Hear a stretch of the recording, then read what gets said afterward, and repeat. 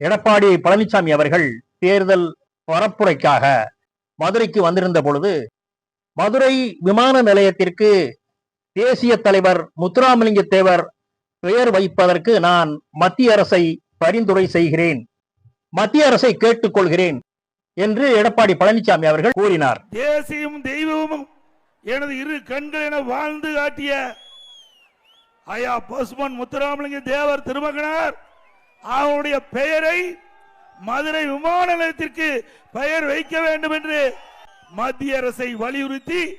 ஆனா நான் எடப்பாடியை கேட்கிறேன், 2017 முதல் நீங்க இருந்தீங்க ஆட்சியில, அப்போது எல்லாம் தேவர் ஞாபகம் வரவில்லையா?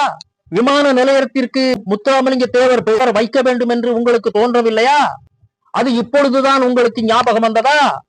தேர்தல் பரப்புரையின் போது முக்குலத்தோர் ஓட்டுக்கள் வேண்டும் என்பதற்காக உங்களுக்கு ஞாபகம் வந்ததா? ஏன் இதுநாள் வரைக்கும் உங்களுக்கு ஞாபகம் இல்லை?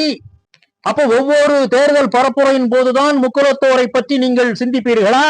அவர்களுடைய தேவை என்னவென்று. தென் மாவட்டங்களிலே அதிகமாக வாழ்ந்து கொண்டிருக்கக்கூடிய முக்குலத்தோர் சமுதாயம் மக்கள் ஆதரவு தெரிவித்து வண்ணம் வருகின்றனர். உங்களுக்கு தேர்தல் பரப்புரையின் போதுதான் ஞாபகம் வந்ததா திரு எடப்பாடி பழனிசாமி அவர்களே?